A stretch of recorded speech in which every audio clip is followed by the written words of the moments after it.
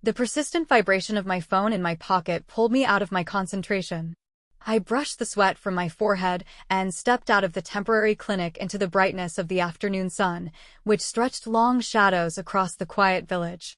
When I glanced at the screen, a familiar name made my stomach twist: Richard. For a moment, I considered ignoring it. After years of navigating the chaos he brought into my life, I had learned that his calls rarely meant anything good. But curiosity, and maybe a sliver of hope, made me answer. "Hello," I said, doing my best to sound indifferent. "Catherine," came his overly upbeat voice. "Just thought I'd let you know I sold the mountain cabin." I stopped in my tracks, clutching the phone tighter. "You what?" "Sold it," he repeated casually, as if it were a simple, logical action. "No need to be surprised. It's for the greater good, mine, to be specific." He chuckled smugly, the sound making my pulse rise with anger. "My name is Catherine, and Richard has been a constant source of friction in my life. He entered the picture when I was 15, marrying my mother and swiftly charming everyone with his easy jokes and warm smile. But behind that mask was someone who never hesitated to prioritize himself. The cabin wasn't just a property to me, it was a safe haven I had lovingly maintained over the years. Hidden among the mountains, it served as my retreat after exhausting work trips, a place where I welcomed friends for extended weekends, and more importantly, it was where I truly found peace. So hearing him dismiss it as just another transaction in his ongoing list of self-serving deals filled me with fury. "You had no right," I said, my voice unsteady. "That wasn't yours to sell." "Calm down," he replied in a drawl. "I've been handling things while you're off saving lives. Why hold on to a place you hardly use? Selling it cleared up my debts. Trust me, you'll thank me later." "I'll thank you when the impossible happens," I shot back, ending the call before he could say another word. I started pacing, trying to rein in the storm of frustration and disbelief swirling inside me. Richard's nerve was beyond comprehension, but this time, he had gone too far. What he didn't realize, and what I wasn't about to tell him, was that he couldn't legally complete the sale. The cabin wasn't entirely mine. My best friend Laura was co-owner, and years ago, we had drawn up a binding agreement that required both our signatures for any sale to be valid. This battle was far from over. Sitting down on the edge of my cot, I stared at my phone, half expecting it to catch fire from how intensely I was gripping it. Richard's gloating words looped in my mind. How could he reduce something so personally meaningful to just another deal for his gain? That cabin was more than a getaway. It was a connection to my past and my healing. I'd spent childhood summers there, chasing fireflies and hiking beside my mom, long before she remarried. After her death, it became my sanctuary, the one place that stayed constant when life around me crumbled. Richard, on the other hand, had no such bond. To him, it was just another asset to manipulate, like everything else he laid hands on. But this wasn't a trivial matter or a minor inconvenience. That cabin was home. Without hesitation, I tapped Laura's name on my contact list and waited. "Hey Kathy, what's going on?" she asked cheerfully. "He sold the cabin," I burst out, barely able to contain my outrage. There was a long silence. "He did what?" "Apparently he needed cash to cover gambling debts," I replied bitterly. "He thinks he can do as he pleases, but our agreement makes that impossible. He can't sell it without your approval." Laura gave a low whistle. "He seriously believed he could pull that off? Unbelievable. That man has absolutely no conscience." "None at all," I agreed. "I'll need your help to sort this out. I'm finishing up here and will be heading home soon. Could you locate the legal documents in the meantime?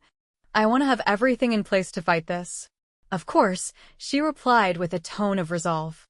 "We'll tackle this together." As I ended the call, an unusual calm began to settle over me.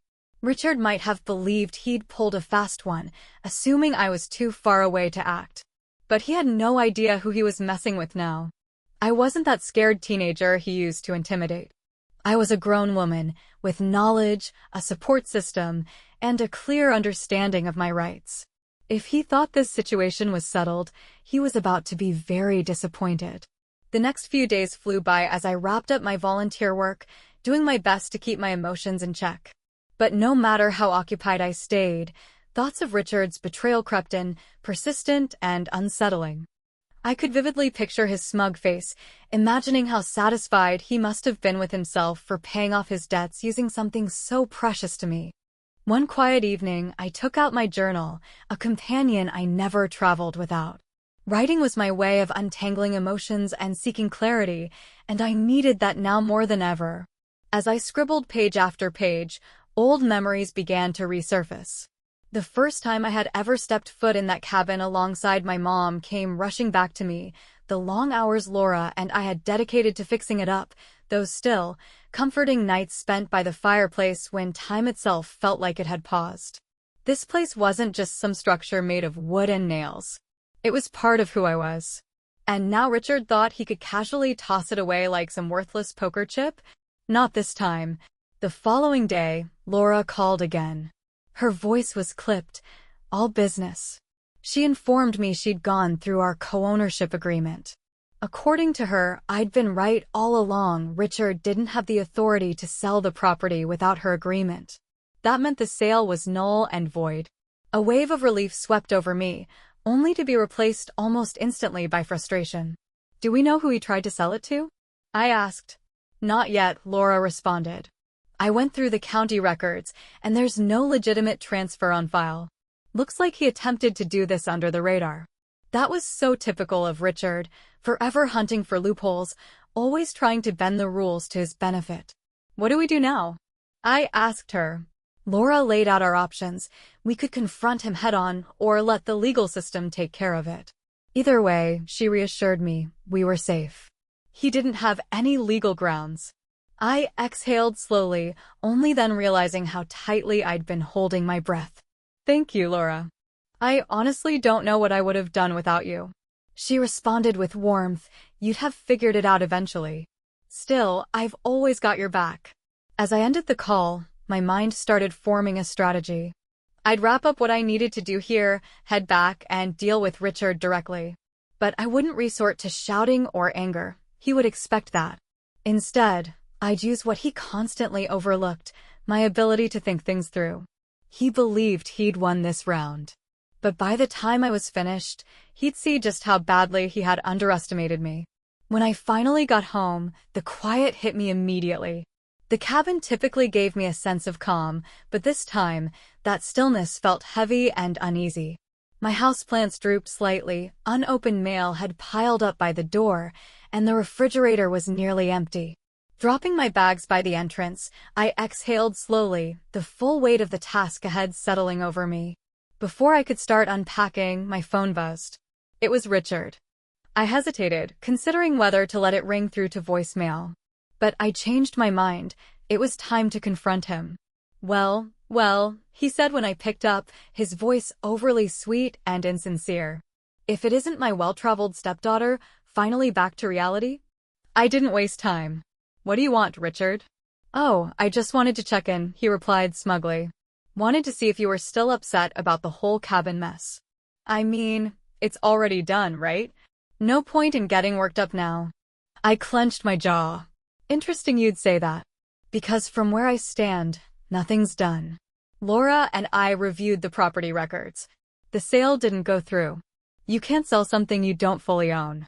There was a brief silence on his end, just long enough to confirm I had rattled him. Then he snapped, that's nonsense. The buyer paid in full. All the paperwork was handled. It's finished. No, it's not, I corrected him firmly. Laura and I share ownership. Without her written consent, the sale is legally void. It's still our property. His laugh came out tense and humorless. You really think you're so clever, don't you? Always trying to be the golden child, acting like you run the show. You don't know how tough things have been for me, Catherine. I did what I had to do. You took something that wasn't yours, I said sharply. And now you expect me to feel bad for you? You've made your decisions, Richard. Now you have to face the consequences. He hung up abruptly, leaving me standing in the middle of the room, phone in hand, trembling, not just from anger, but also from a sense of long overdue victory. For years, Richard had manipulated conversations, twisted facts, and exploited my patience. But that was over now. I was no longer just standing up for a piece of property. I was defending my own sense of self, my limits, and my peace. The following morning, I sat at the kitchen table with my laptop open, carefully going through the documents Laura had forwarded. The co-ownership agreement spelled it out plainly: neither of us could make a sale without the other's approval in writing. What Richard had attempted wasn't just morally wrong, it was blatantly against the law. Then, a loud knock interrupted my thoughts. I opened the door to find Richard standing there, wearing his usual arrogant smirk. "Mind if I come in?" he asked, though he didn't wait for my answer before walking in and settling into a chair like he owned the place. I crossed my arms, watching him carefully. "What do you want, Richard?" He launched into his explanation, his voice dripping with a condescending tone. "Catherine, I get that you're upset. But you've got to try and see things from my side. I was in a really tough spot. The people I owed money to weren't exactly patient types." I raised one eyebrow. "And your solution was to take my property?" "Borrow," he said, as though that changed the gravity of what he'd done. "I planned to pay it back. Once things turned around for me, you would have gotten every penny." I let out a cold laugh. "So you're depending on luck? That's your plan?" "Richard, you've been gambling with money for as long as I can remember, and it's never turned out well. What makes you think this time will be any different?" He shifted uncomfortably, clearly thrown off, but quickly tried to recover with his usual bravado. He waved off my concerns, saying I was blowing things out of proportion. After all, it was just a cabin, and since I wasn't there most of the time, what harm was there in letting someone else put it to use? I fired back immediately. It was mine, my place, my home. He didn't have the right to decide what held value for me or how I managed my own property. And just to drive the point home, I reminded him that Laura cherished it just as much as I did. His so-called sale? Completely illegitimate, and he knew it. A shadow passed over his face. For a moment, I caught a glimpse of something close to fear in his eyes. He asked if I would really go so far as to report him, if I would actually turn in my own stepfather. I leaned in, holding his gaze firmly. He could try me if he wanted. That shut him up. For once, Richard didn't have a clever comeback. He got to his feet, muttered something under his breath, and stormed out, slamming the door with a sharp crack behind him. I sank back into the chair, my heart racing. The whole exchange had rattled me, but there was also a small, undeniable sense of triumph. Richard was starting to understand that I was no longer someone he could push around. This wasn't just about protecting a cabin anymore. It was about finally standing up to someone who had manipulated and taken advantage of me for far too long. Not long after his angry departure, I picked up the phone and called Laura to fill her in. "He came to the house," I said, pacing nervously through the living room. Tried to spin a story about how he only borrowed the cabin to settle his debts. On the other end, Laura let out a sharp laugh. "Borrowed? Does he even believe the nonsense he says? What did you tell him?" I made it clear the sale was null and void. "And I told him that if he didn't back off, I'd go straight to the authorities," I answered. That caught him off guard, but knowing Richard, he's already thinking up his next move. "Let him try," Laura said with conviction. "We've got the law behind us.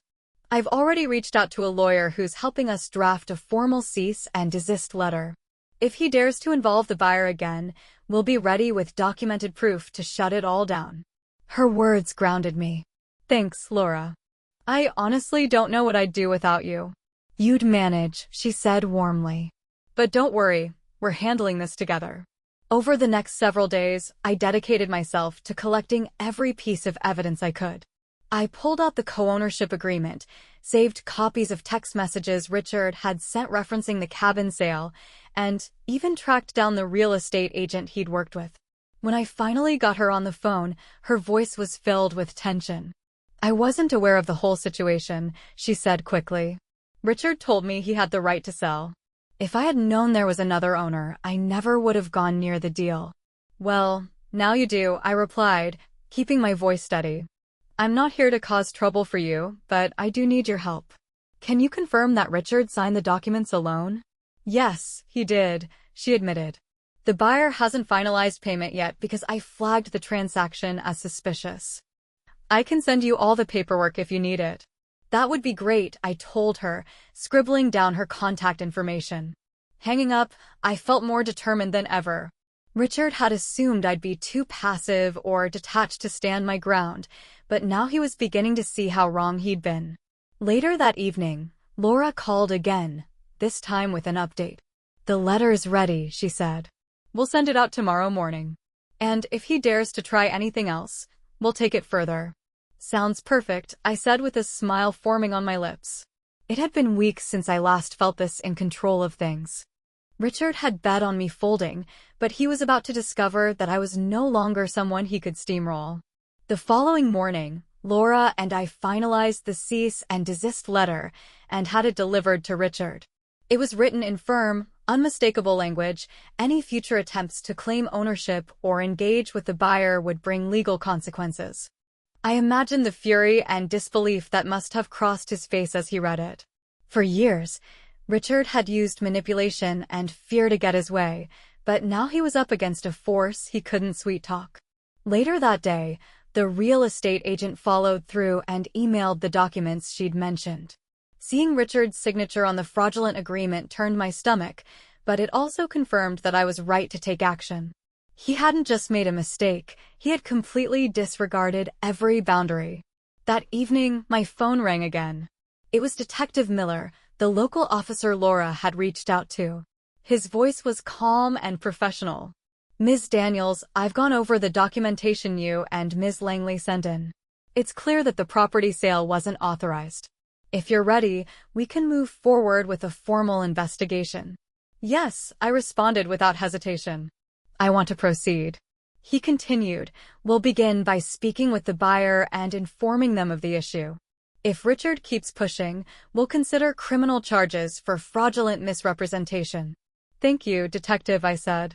"Let me know if you need anything else from me." After ending the call, a blend of relief and anticipation settled over me. Everything was set in motion, and there was no going back. The following day, Richard reached out. His voice bristled with anger, though I could sense desperation beneath the surface. "Do you even realize what you've done, Catherine?" he demanded, his tone sharp. "You're destroying everything." Staying composed, I responded, "No, Richard. I'm safeguarding what's rightfully mine. This situation, it's the result of your own actions." His voice turned bitter. "You've always been ungrateful. I stepped up when your mother couldn't manage. And this is how you repay me." A bitter chuckle escaped me. "You didn't step up, Richard. You took over. You twisted the truth, manipulated people, and controlled everything for your own benefit. Now, you're facing the consequences." He tried to argue further, but I didn't let him. "This conversation is finished. If you have anything more to say, speak to my attorney." I ended the call and leaned back in my chair, my heart pounding. For the first time, Richard couldn't push me around. I had finally taken back my power. 2 days passed before Detective Miller called with an update. "Ms. Daniels," he began, "we've spoken to the potential buyer. They've agreed to stop the transaction. They had no knowledge of the shared ownership agreement and are fully willing to assist with any ongoing investigation." Relief rushed over me. "That's excellent news. So the sale is officially canceled?" "Yes," he confirmed. "The property remains in your and Ms. Langley's name. However, the investigation must remain open due to your stepfather's fraudulent activities. Do you wish to pursue charges?" I paused only briefly. "Yes. I want to hold him accountable." "Understood," said Detective Miller. "We'll proceed from here. Thank you for your cooperation." Once the call ended, I let out a long breath. After weeks of stress and uncertainty, I finally felt peace returning. The cabin was secure, and Richard's lies were starting to unravel. Later that same afternoon, I called Laura to update her. "The sale's off," I told her. "The buyer pulled out, and the cabin is officially ours again." "That's a big win," she said, her voice filled with joy. "But what about Richard?" "The police are continuing their investigation," I explained. "He won't get away with it." "Good," she said firmly. "It's time someone held him responsible." Her words stayed with me long after we ended the call. For years, Richard had gotten away with far too much, his manipulations, his entitlement. his refusal to respect anyone's boundaries. But this time, I didn't let it slide. I stood up for myself, and that decision felt transformative, not just for the situation, but for how I approach my life from now on. That evening, I returned to the cabin for the first time since coming home. The moment I stepped inside, I was overwhelmed by emotion. The scent of aged wood, the familiar groan of the floor beneath my feet, everything brought back memories of why this place meant so much. I settled down by the fireplace, soaking in the serene mountain quiet. This was my sanctuary. A place filled with cherished moments, milestones, and the comfort I had always found amid life's chaos. And now it was still mine, no thanks to Richard. For the first time in a long while, I allowed myself to truly smile. I wasn't just claiming a property again, I was reclaiming a piece of who I was. 1 week later, Detective Miller contacted me with the final update. Ms. Daniels, I wanted to inform you that your stepfather has been officially charged with fraudulent misrepresentation and attempting to illegally obtain property. He is now required to appear in court.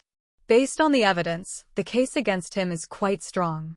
Those words stirred a complex mix of feelings: relief, a sense of justice, and even a hint of sadness.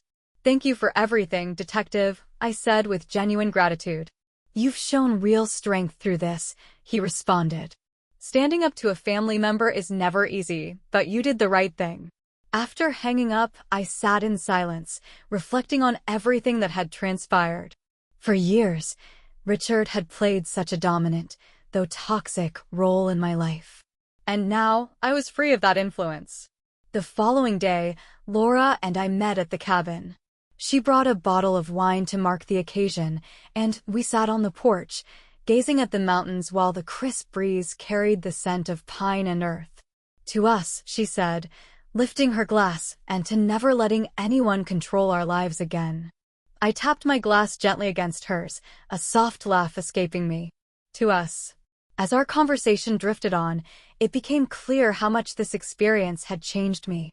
I had spent so many years avoiding confrontation, constantly striving to keep the peace, especially with Richard.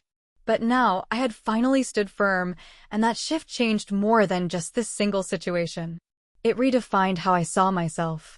You know, Laura said, pulling me out of my thoughts, this cabin has always meant more than just a weekend escape.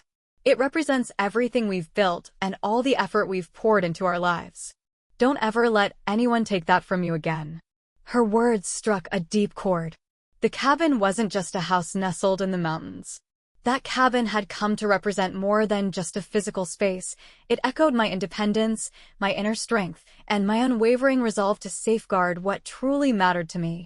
That evening, sitting quietly by the glowing fireplace, I felt a deep sense of tranquility that had eluded me for many years. Richard's betrayal had pushed me to my limits, unveiling challenges I never anticipated. But it also revealed a resilience in me that I hadn't fully recognized before. The cabin was secure again. My personal boundaries stood strong. And for the first time in what felt like forever, I was steering the direction of my own life. Over the next few weeks, my days slowly found a new rhythm.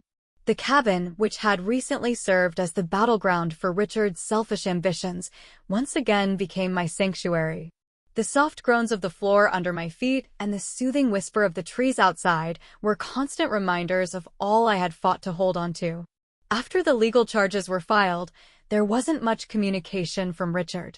At one point, my mother called me. Her tone was cautious, almost unsure.